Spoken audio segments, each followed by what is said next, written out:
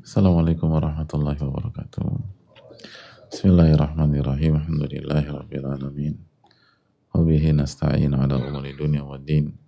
Wassalatu wassalamu ala asyrafil anbiya wal mursalin wa ala alihi wa sahbihi wa man sara ala nahjihi bi ihsanin ila yaumil wa ba'd.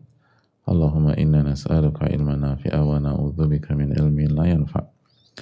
Allahumma 'allimna ma yanfa'una wanfa'na bima 'allamtana. Allahumma aslih lana umurana kullaha wa aslih ulata umurina. Allahumma unsurna wal muslimin al madlumin fi Filastin wa fi kulli makan.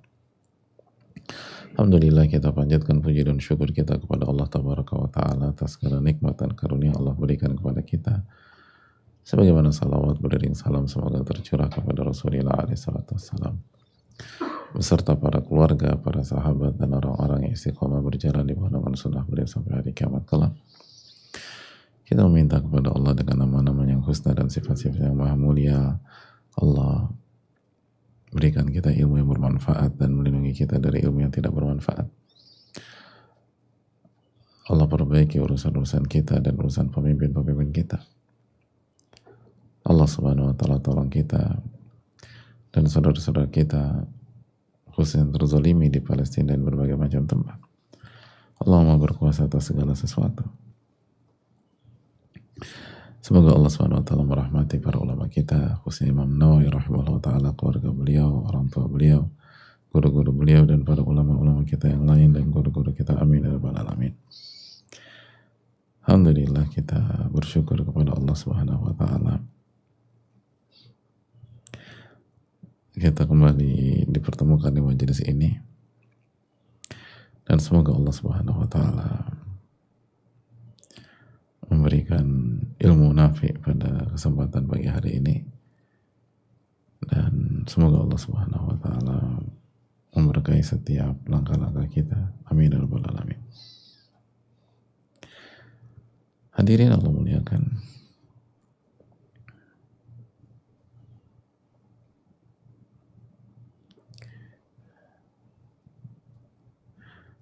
kita buka sesi Q&A sebagaimana biasa, dan semoga Allah berkahi sesi ini. Amin ya rabbal alamin. Assalamualaikum warahmatullahi wabarakatuh. Semoga Allah merahmati para ulama, ustadz, keluarga, dan jamaah yang hadir pada kajian rutin hari ini. Ustadz ingin izin bertanya terkait akhwat yang punya masa period di mana terkadang ada perubahan emosi.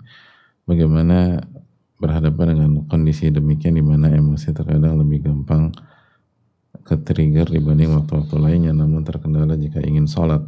Saya pribadi merasa sangat jauh dengan Allah ketika sedang period. Jazakallahu atas jawabannya. Ya.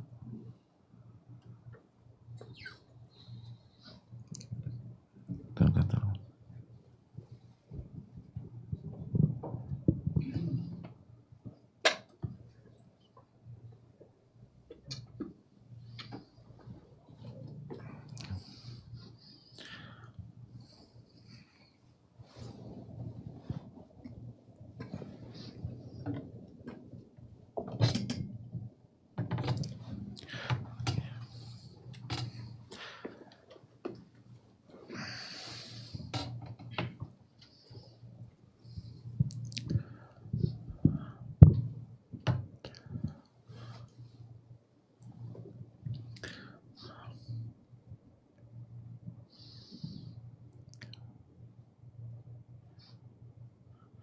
Yang pertama,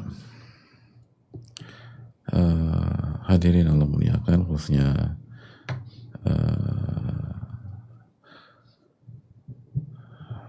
saudari-saudari kita atau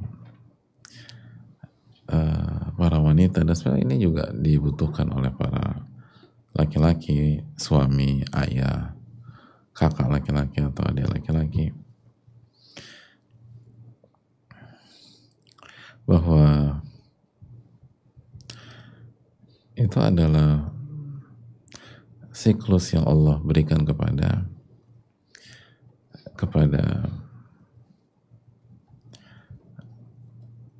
wanita secara umum.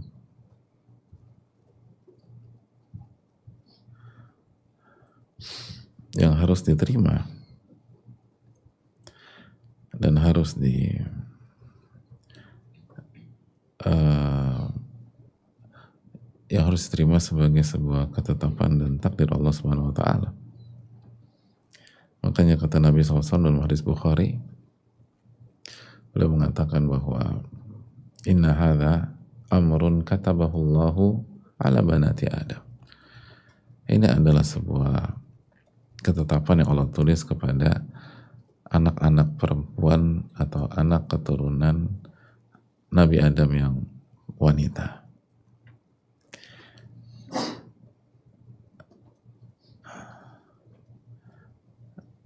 Jadi itu adalah ketetapan yang Allah tulis untuk wanita. Maka menerima hal ini adalah salah satu bagian dari beriman kepada takdir Allah Subhanahu wa taala kepada kita.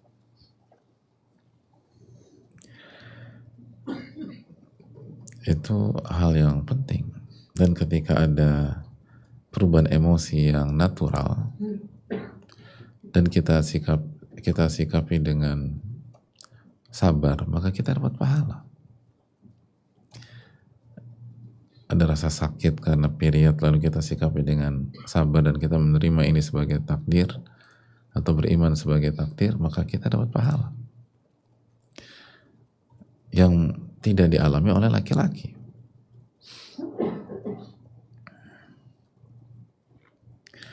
Lalu coba dilakukan langkah-langkah nyata seperti perkuat iman sebelum datangnya period atau datangnya haid. Lalu ketika haid, kerjakan amal soleh yang tetap dibuka oleh Allah Subhanahu wa taala. Oke, kita tidak boleh sholat sebagai wanita ketika haid, tapi kita bisa berzikir kepada Allah Subhanahu wa taala. Kita bisa bersalawat kepada Rasulullah SAW. Kita bisa berbuat baik. Kita bisa tolong saudara kita. Wallahu fi auni al-abdi ma kana al-abdu fi auni akhi. Dan jangan pernah lupa bahwa ketika kita tidak sholat, kita niatkan menjalankan perintah dan larangan Allah Subhanahu wa taala. Karena kita tidak sholat subuh karena Allah yang larang. Kita nggak sholat zuhur karena Allah yang larang. Kita tidak sholat asar karena Allah yang larang.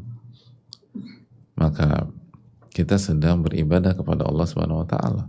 Pada saat kita tidak sholat subuh, tidak sholat zuhur, tidak sholat asar, tidak sholat maghrib, tidak sholat isya. Kenapa? Karena kita lakukan dalam rangka menjalankan perintah dan larangan Allah karena rasa cinta kita, kerendahan kita, dan ketundukan kita kepada Allah Subhanahu wa taala.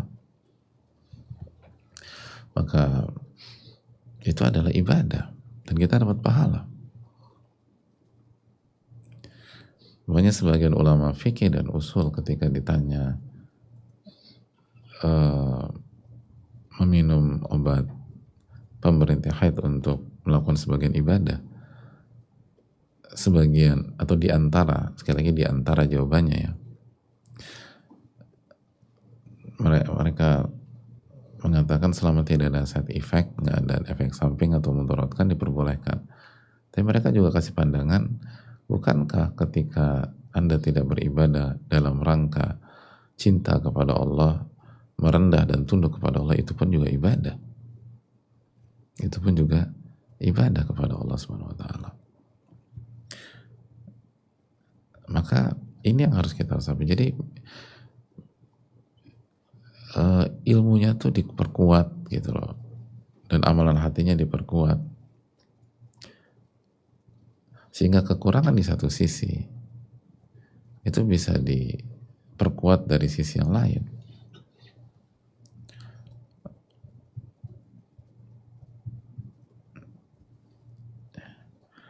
Jadi kekurangan di satu sisi itu bisa diperkuat dari sisi yang lain.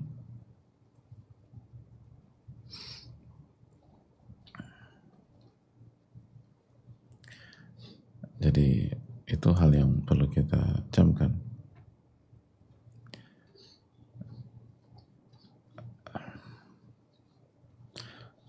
Nabi SAW mengatakan bahwa wanita punya sisi naqis atau aqlin, punya sisi kurang dalam segi agama. Lalu ditanyakan, dari sisi apa agama wanita itu kurang? Lalu kan dijawab, alaysa idha hadat lam tusalli wa lam tasum. Bukankah ketika haid dia tidak sholat dan tidak puasa? Ya, itu sisi kekurangan. Jadi kalau kita bisa backup dari sisi kelebihan lain, sisi niat, sisi sabar, sisi amalan hati yang lain, maka itu hal poin yang perlu kita camkan.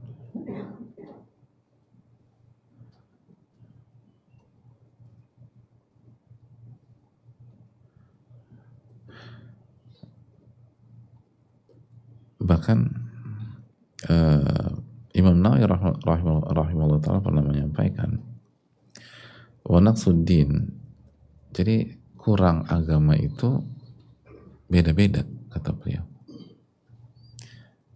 Qad yakunu ala wajihin ya'thamu bihi, bisa jadi dalam dari sisi yang dia berdosa, seperti apa, kaman taraka shalah aw shaum aw ghairahuma minal ibadatil wajibah alaihi bila udhur, seperti orang yang meninggalkan sholat atau puasa atau ibadah-ibadah yang lain yang wajib tanpa ada udhur syar'i, tanpa ada alasan syar'i, itu kurang agama yang berdosa. Wa qad yakunu ala wajhin la itsma fi, tapi bisa jadi kurang agama itu nggak berdosa, kurang tapi nggak ada dosa, ya kurang kalau dibanding yang lain, kan seperti itu. Tapi dosa enggak. Kaman tarakal jum'ah awil ghazwa aw ghairi dzalika mimma la yajibu alaihi bila udhur, seperti orang yang tidak sholat Jumat atau tidak berangkat ke medan perang atau yang lain, mimma la yajibu alaihi, karena dia tidak diwajibkan. Dia tidak diwajibkan. Gitu. Kayak wanita diwajibkan sholat Jumat apa tidak? Tidak. Jadi dalam kondisi sholat Jumat ya kurang dibanding laki-laki. Tapi dosa, nggak dosa. Wa qad yakunu ala wajhin huwa mukallafun bih. Ini menarik. Dan bisa jadi kurang agama itu dari angle atau dari sisi dia diperintah, dia dibebankan untuk itu. Memang Allah yang larang gitu. Seperti apa? Katarkil haid as-salata was-shauma. Seperti wanita haid ketika dia tidak mengerjakan atau meninggalkan sholat dan puasa. Dari satu sisi, ya itu kurang, kan kurang dibanding yang sholat. Satu sholat, satu enggak, kan yang kurang mana? Yang sholat. Tapi dalam rangka menjalankan perintah dan larangan Allah Subhanahu wa ta'ala.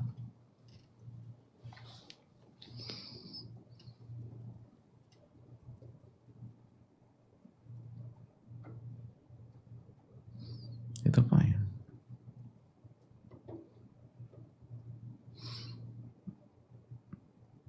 Itu hal yang perlu kita renungkan. Jadi bisa jadi orang tuh punya kekurangan dari sisi karena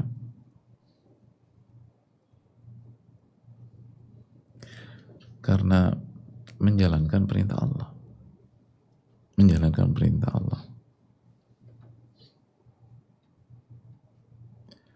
Itu hal yang perlu kita renungkan bersama-sama. Jadi menarik keterangan para ulama dalam masalah ini dalam rangka mukallaf. Makanya sebagian ulama mengatakan apabila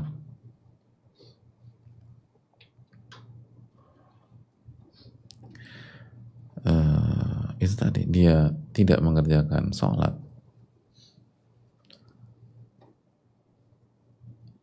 karena menjalankan larangan Allah, maka dia dapat pahala. Dan itu mukallaf, dia dalam kondisi itu karena dibebankan syariat.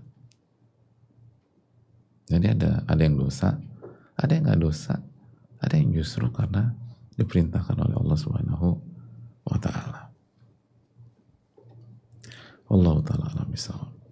Jadi itu yang dilakukan sehingga kita bisa tersupport untuk mengontrol dan ini segala macam. Dan kalau ternyata keceplosan karena memang faktor hormon atau memang faktor yang tadi apa yang Allah tetapkan, maka la yukallifullahu nafsan illa wus'aha. Allah nggak membebankan seseorang kecuali sesuai dengan kemampuannya. Allah ta'ala bishawab.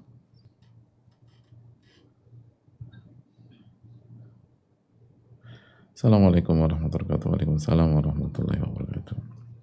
Semoga Allah merahmati Imam Nawawi, para ulama, ustadz beserta keluarga, orang-orang yang saya cintai. Amin ya rabbal alamin. Tim muhajir, saudara-saudara kita di Palestina dan kaum muslimin dimanapun berada. Amin ya rabbal alamin. Terima kasih atas ilmu selama ini disampaikan. Semoga Allah balas kebaikan Ustadz dengan surga Firdaus. Amin ya rabbal alamin. Amin ya rabbal alamin. Begitu juga dengan kita semua dan yang bertanya. Ustadz, ibu saya sering sekali cerita ke anak-anaknya mengeluhkan ayah yang underperformance sebagai pemimpin keluarga selama bertahun-tahun. Sebenarnya tanpa ibu bercerita pun, saya sebagai anak juga merasakan ketidakperforman ayah dan itu membuat saya sulit untuk bersikap baik kepada beliau. Misal ketika ayah mengajak berbicara, saya hanya merespon dengan jawaban singkat. Terkadang ketus, terkadang nada tinggi, terkadang ada rasa ingin mendebat. Insya Allah saya akan terus berusaha untuk bisa bersikap baik kepada ayah dan doakan beliau saat sholat. Namun karena sering mendengar ibu mengeluh tentang ayah, usaha saya untuk bersikap baik kepada ayah rasanya semakin berat.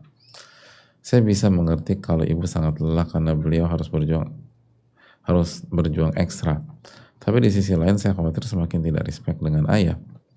Apa yang harusnya saya lakukan sebagai anak dalam kondisi seperti ini? Mohon nasihatnya jazakallahu khairan wa barakallahu fikum. Ya, terima kasih atas pertanyaannya. Yang pertama, apa yang harus saya lakukan dalam kondisi seperti ini? Yang kita lakukan kembali kepada arahan Allah Subhanahu wa taala dan Rasulnya sallallahu alaihi wasallam. Allah berfirman dalam surat At-Taubah 19, wa kunu ma'as shadiqin. Anda harus bersama orang-orang yang jujur atau orang-orang yang benar. Jadi bersama kebenaran, bukan dengan si A dan dengan si B. Dan kebenaran dari Allah Subhanahu wa taala dan Rasulnya sallallahu alaihi wasallam. Dan berbicara dalam konteks ini, Allah dan Rasulnya sallallahu alaihi wasallam meminta kita untuk memihak kepada ibu dan ayah. Kan demikian, ibu dan ayah. Unsur akhaka dzaliman aw madluma. Tapi ayah yang zalim, ibu yang terzolimi. Nabi SAW bersabda, tolonglah saudaramu yang zalim dan yang terzolimi. Dua-duanya disuruh ditolong, bukan hanya ibu aja yang ditolong, harus tolong ayah juga. Terus gimana nolong ayah? Cegah dari kezaliman, kata Nabi SAW.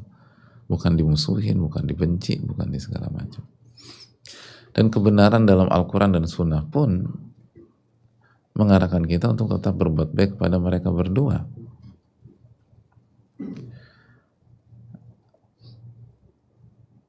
Allah berfirman dalam surat Luqman ayat 15, wa in jahadaka ala an tusyrika, dan apabila kedua orang tua kalian bersungguh-sungguh dalam memaksa agar kalian melakukan kesyirikan,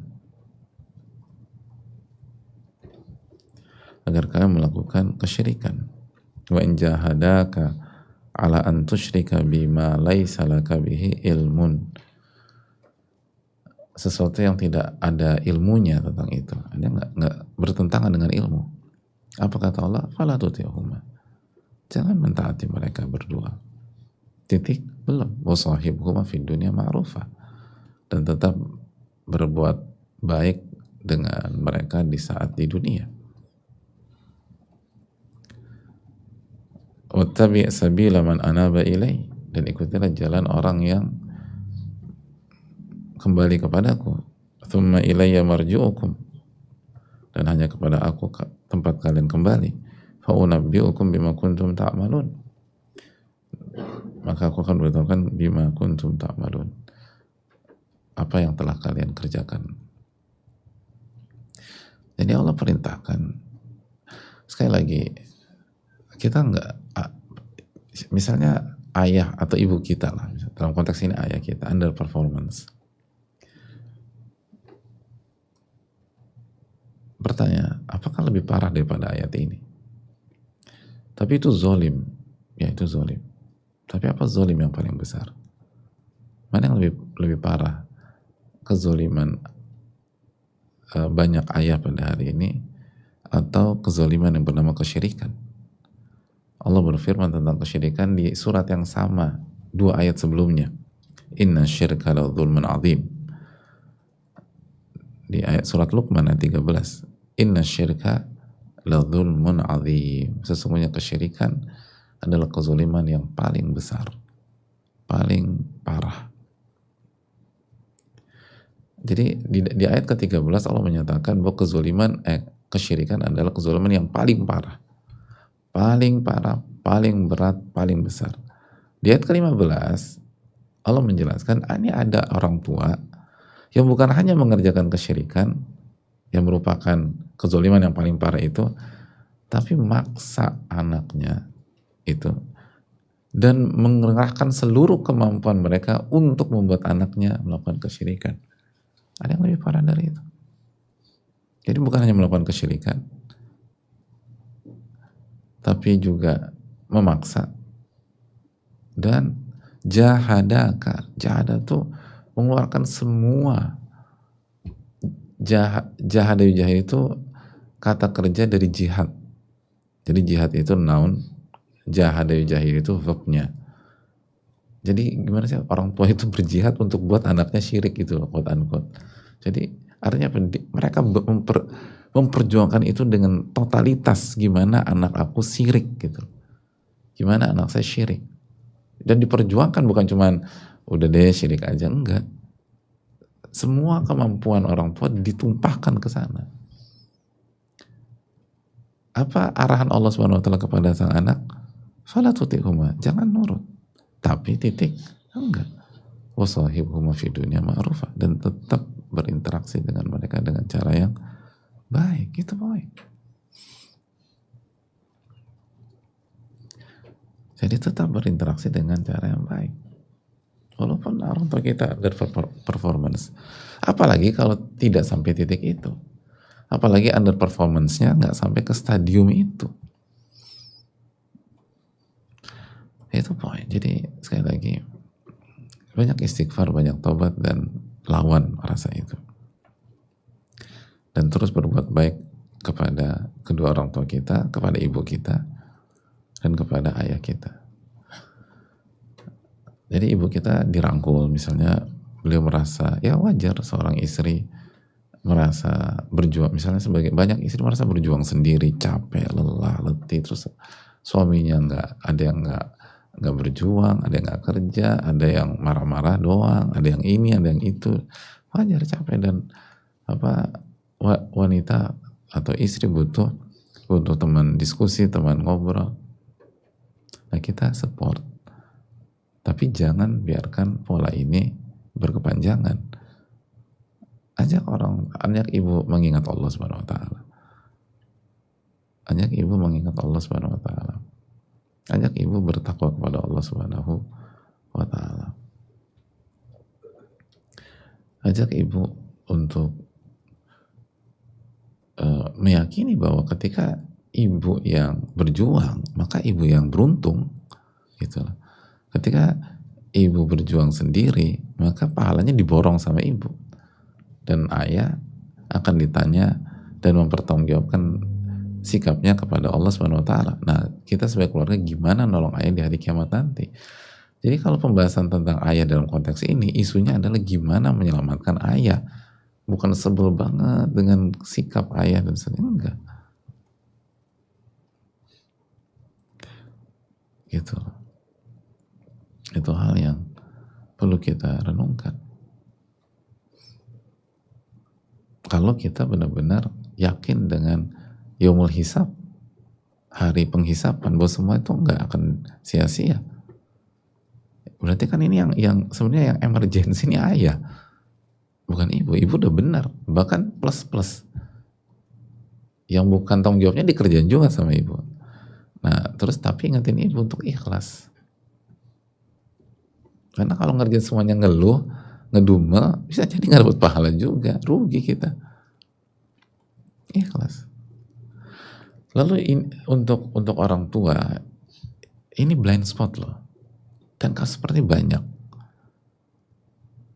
Jadi ada tanpa sadar, ada banyak anak benci ke salah satu orang tua gara-gara pola ini. Karena salah satu orang tuanya curhat tentang sisi negatif dari pasangannya yang notabene orang tua si anak bukan 1-2 kali dan menjadi pola. Dan seringkali itu ibu. Karena ayah tidak bercerita. Sampai kekurangan. Semua nggak diceritain sama ayah, kan begitu. Nggak semua memang. Tapi secara umum kan ayah nggak bercerita. Apalagi tentang kesalahannya, kekurangannya, atau underperformance-nya. Dan kita tahu bahwa yang paling secara umum yang suka cerita itu. Dan itu nggak bisa, tapi kita harus ngerti juga ya, emang nggak mudah gitu. Punya pemimpin atau suami yang underperformance itu susah. Jadi kan secara umum kalau di masyarakat itu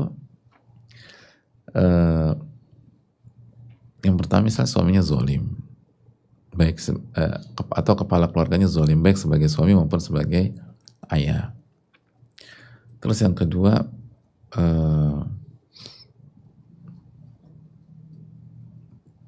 seringkali ini sudah jadi pola. Terus yang ketiga,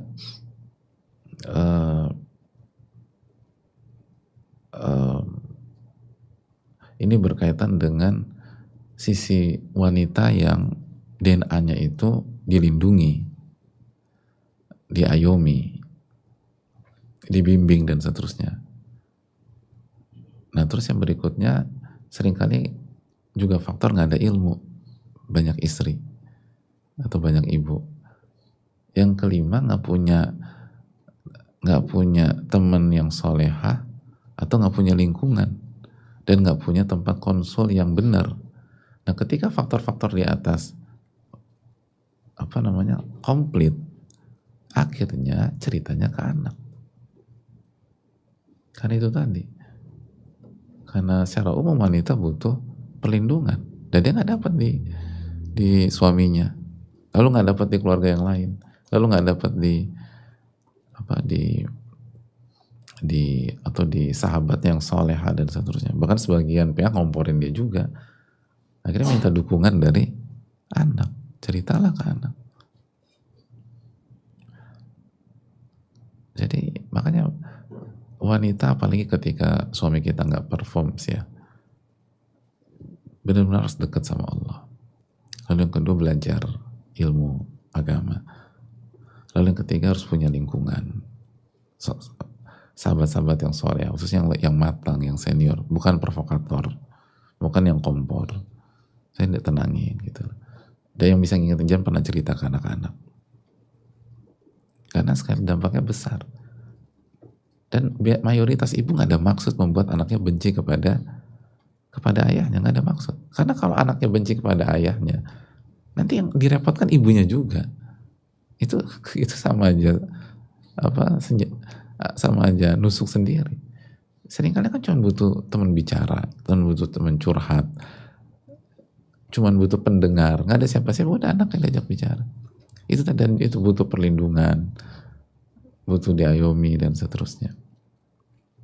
butuh dukungan, karena capek. Jadi tanggung jawab sebagai istri dan ibu kan sangat-sangat melelahkan, dan makanya kita harus respect kepada wanita yang memperjuangkan rumah tangga dan keluarganya, karena sangat melelahkan. Dan secara umum kan nggak ada rewardnya di masyarakat, gitu loh. Bahkan sebagian teraniaya, soal afia. Nah itu yang harus dijaga lah. Jadi pentingnya, jadi pelariannya tuh bukan cerita ke anak, itu bukan solusi, itu membuat masalah baru, Terus kita curhat ke siapa? Ke Allah. Innama ashku bathi wa huzni ilallah. Nabi Yakub kan curhat ke Allah dalam masalah keluarga beliau. Sesungguhnya aku menceritakan kesedihan dan perasaanku hanya kepada Allah. Lalu yang kedua, konsul kepada yang punya ilmu dan punya pengalaman. Tapi bukan ke semua orang, atau bukan ke semua teman kita, bahkan bukan ke semua sahabat kita. Hanya 1-2 orang yang bisa mengarahkan, atau tanya guru-guru kita atau ulama ahli ilmu, saya harus bagaimana. Kalau memang berat, dan akhirnya anak jadi korban.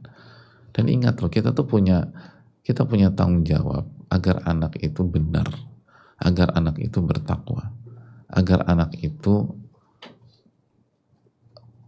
memihak pada kebenaran, bukan menjadikan anak jadi blok kita dan benci bapaknya, atau sebaliknya, di blok kita dan membenci ibunya. Karena itu semua akan ditanya oleh Allah SWT. Dan sampai kita merusak anak kita tanpa sadar.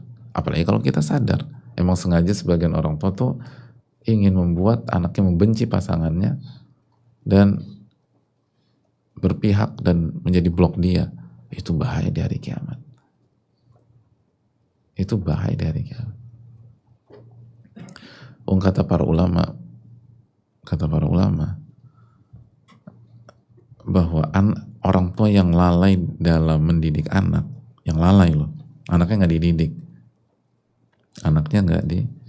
nggak dididik. Ya ini dikatakan Ibnul Qayyim. Kata Ibnul Qayyim, faman ahmala ta'lima waladih ma yanfa'uhu wa tarakahu suda faqad asa'a ilaihi ghayatal isa'ah. Barang siapa yang lalai dalam mendidik anaknya, mendidik hal-hal yang bermanfaat, iman, tauhid, mengatakan tidak pada kesyirikan, akhlak yang mulia, beribadah kepada Allah, memihak kepada kebenaran, dia lalai mendidik anaknya untuk melakukan hal-hal itu dan meninggalkan anaknya begitu aja, meninggalkan loh, nggak diurus nih anak. Apa kata para ulama seperti Ibnu Qayyim? Faqad asa'a ilaihi ghayatal isa'ah. Maka orang tua seperti telah melakukan hal yang buruk kepada anaknya, ghayatal isa'ah, ghayah, di level paling puncak. Ini artinya kejahatan kepada anak gitu, di level tertinggi. Asa ayusi, melakukan hal yang buruk atau berbuat jahat kepada anaknya di level paling tinggi. Ini kalau ditinggalin nih anak, nggak dididik nih anak, dilalaikan, apalagi anaknya dirusak secara pemikiran, anaknya dibuat benci sama bapaknya atau benci sama ibunya, anaknya dibuat harus loyal kepada saya, bukan loyal kepada Allah Subhanahu Wa Taala. Anaknya dibuat kamu harus mihak selalu kepada aku sebagai ayahmu atau aku sebagai ibumu, bukan harus memihak kepada Allah yang maha benar dan kebenaran itu sendiri. Oh, ini parah sekali hadirin. Makanya wa aktsarul auladi innama jaa fasaduhum min qibalil aba'i wa ihmalihim lahum wa tarki ta'limi fara'idud-din wa sunanah. Mayoritas anak, mayoritas loh, ini belum menyampaikan data, mayoritas anak itu bermasalah, bahkan ada yang sampai rusak psikisnya atau mentalnya dan behaviornya, polanya, kebiasaannya. Itu siapa penyebabnya? Orang tua. Karena mereka lalai dalam memenuhi hak anak dan tidak mendidik mereka. Tarki taklim, nggak dididik, nggak diajarin. Kalau ditinggalin aja, ini fatal. Apalagi dirusak. Jangan sampai dirusak anak-anak. Anak-anak tuh dibuat mencintai orang tuanya. Harusnya ibu atau ayah mengatakan, karena anak kan tadi kata penanya, nggak usah disampaikan oleh ibu juga kita ngelihat sendiri gimana performance ayah. Nggak usah disampaikan oleh ayah, kita juga ngelihat sendiri gimana ibu. Ya nggak sih hadirin? Ya kan, kecuali tinggal beda rumah atau apa. Tapi kalau tinggal serumah, kan anak nggak, ya mungkin waktu kecil nggak ngerti, tapi ketika terus bertumbuh kembang, ngelihat sendiri kan ngerti. Nah, harusnya ayah yang baik atau ibu yang baik mengatakan, harusnya meredakan dan menetralkan dan tetap meminta anak untuk objektif. Walaupun kamu melihat ayahmu atau ibumu melakukan banyak kesalahan, jangan pernah lupa beliau adalah ayahmu, atau beliau adalah ibumu. Kamu harus respect sama beliau. Kamu harus sayang. Kekurangan beliau hanya setetes dari berbagai macam jasa-jasa beliau kepada kamu. Dan tapi kamu nggak tahu. Emang kamu tahu waktu kamu dilahirkan? Emang kamu tahu bapakmu gadaikan apa waktu nembus rumah sakit misalnya? Jadi itu yang harus dilakukan oleh orang tua. Kalau mau selamat di hari kiamat ketika ditanya sama Allah. Gitu loh. Jadi hati-hati. Tapi mayoritas orang tua tuh nggak sadar. Bukan karena niat buruk, bukan karena itu tadi. Udah mumet, udah pening, dalam kondisi kurang dekat sama Allah, nggak punya ilmu, nggak punya sosok-sosok yang bisa memberikan nasihat yang benar, nggak bisa dikonsultasikan, ya udah cerita deh. Dan yang ada anak, ya udah cerita sama anak, minta dukungan, minta support, minta perlindungan seringkali. Akhirnya bukannya menyelesaikan masalah, tambah masalah baru lagi. Gitu. Dan kalau suami tahu, tambah kesel dia sama kita, karena dia membuat anaknya benci sama dia. Makanya sebagian suami tambah marah sama istrinya, karena itu nggak menyelesaikan masalah. Menyelesaikan masalah itu kembali kepada Allah Subhanahu wa Ta'ala. Dan untuk ayah atau setiap orang tua yang underperformance, sekali lagi marilah kita bertakwa kepada Allah. Dan ini lihat dampaknya gitu. Ketika seorang ayah nggak punya performa yang baik, istri terzolimi, lalu istri tertekan, mungkin kena mental illness, kena anxiety, lalu istri itu secara insting cerita ke anak bermasalah lagi, anak jadi benci sama kita, yang sebenarnya hulunya kita juga. Tapi itu ibunya ceritain karena apa? Karena hak ibunya nggak dikasih, terus ibunya nggak dididik, ibunya nggak diedukasi. Padahal kan itu kewajiban dan tanggung jawab kepala keluarga. Akhirnya udah muter-muter di situ, rusak udah. Makanya itu hal yang perlu kita camkan. Makanya sebagian para ulama itu ketika bicara parenting itu menekankan ayah, menarik. Di antaranya Syekh Abdul Razak ketika bicara tentang parenting, beliau mengatakan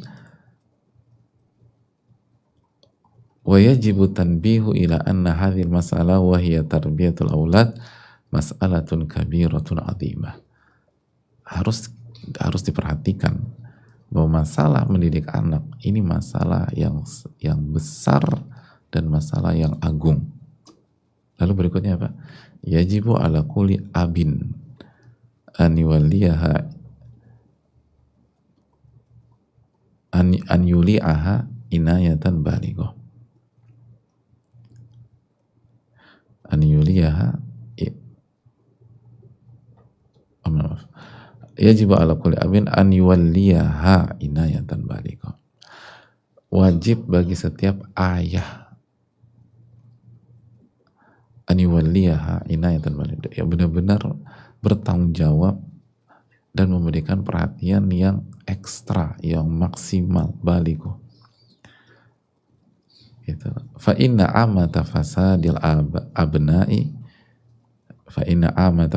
abna'i sababuhu ihmalul aba wa tafrituhum. Karena secara umum rusaknya anak-anak itu sebabnya lalainya para ayah dalam menunaikan hak anak. Gitu. Jadi ya sekarang kan makanya fatherless.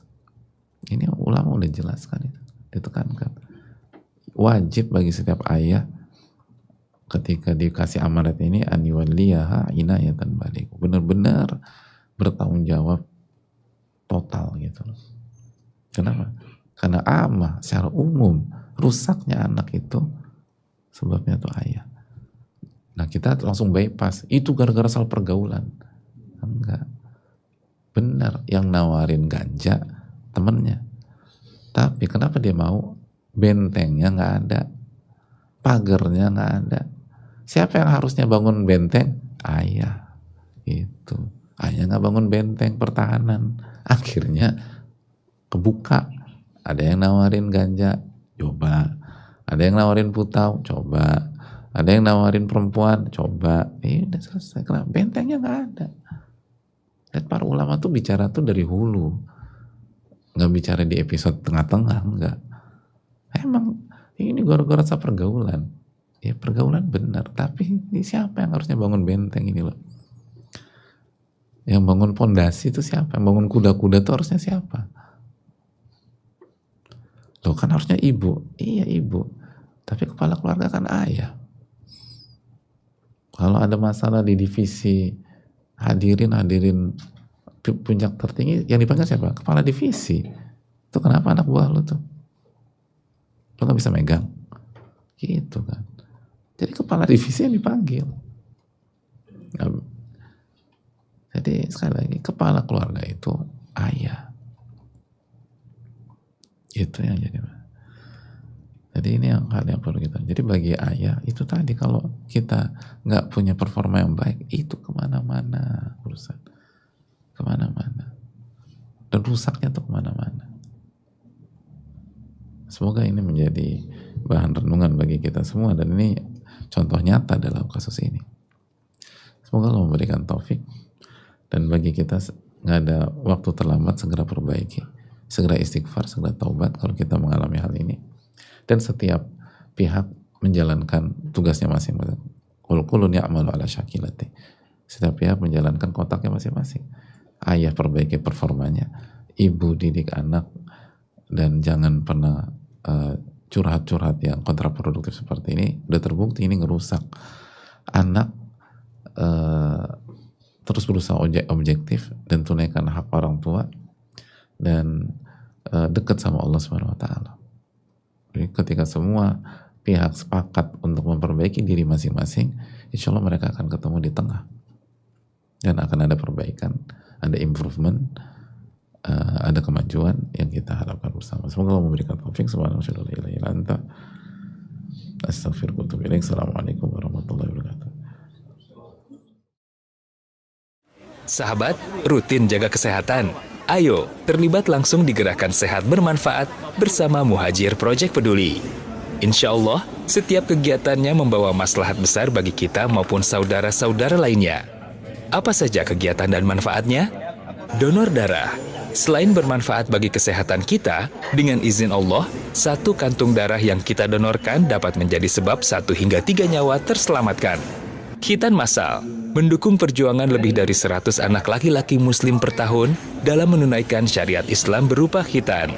Webinar kesehatan gratis, menambah pengetahuan seputar masalah-masalah kesehatan dan tata laksana pencegahan atau penanganan penyakit sebagai ikhtiar preventif terhadap penyakit. Pelayanan kesehatan gratis, berkesempatan mengecek kesehatan tekanan darah, kadar gula, dan kolesterol dalam darah secara rutin. Kacamata Ilmu menjadi bagian perjuangan para penuntut ilmu yang berikhtiar menjaga kualitas penglihatan untuk menunjang aktivitas menuntut ilmu. Raih seluruh pahala dan manfaat yang bisa kita raih dengan terlibat dalam rangkaian program Gerakan Sehat Bermanfaat, baik sebagai peserta maupun pihak yang mendukung terselenggaranya program tersebut dengan cara berdonasi. Semoga setiap donasi yang disalurkan membawa keberkahan dari Allah untuk kita maupun saudara-saudara muslimin lainnya yang terlibat. Salurkan sedekah terbaik kita melalui rekening